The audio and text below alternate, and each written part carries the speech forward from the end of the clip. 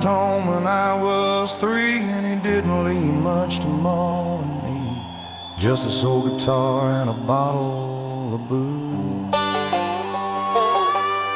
No, I don't blame him 'cause he run and hid, but the meanest thing that he ever did was before he left, he went and named me Sue.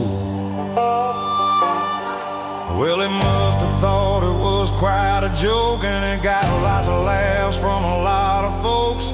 It seems I had to fight my whole life through. Some gal would giggle and I'd get red, and some guy would laugh and I'd bust his head. I tell you, life ain't easy for a boy named Sue.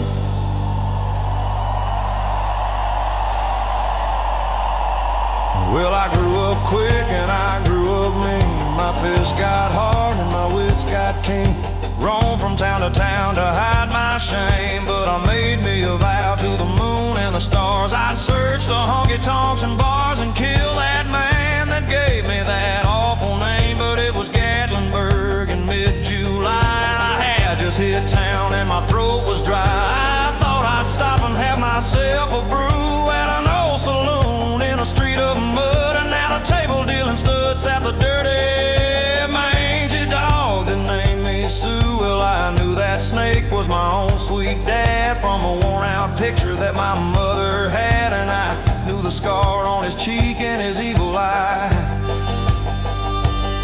He was big and bent and gray and old, and I looked at him and my blood ran cold, and I said, "My name is Sue, how do you do? Now you're gonna die." Yeah, that's what I told him.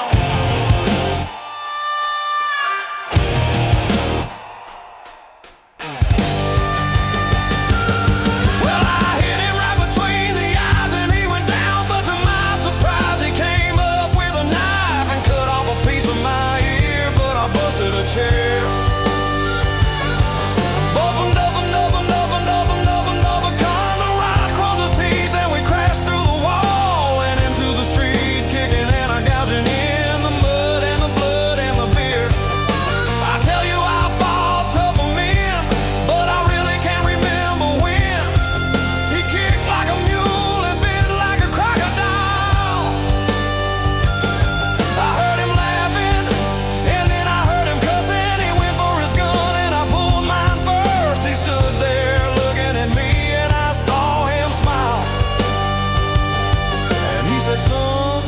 This world is rough, and if a man's gonna make it, he's gotta be tough. And I knew I wouldn't be there to help you along,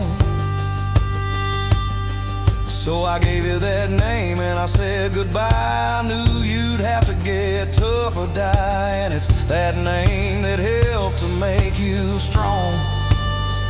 Yeah, he said, now you have just fought one hell of a fight, and I know you hate me and you've got the right to kill me now, and I wouldn't blame you if you do. But you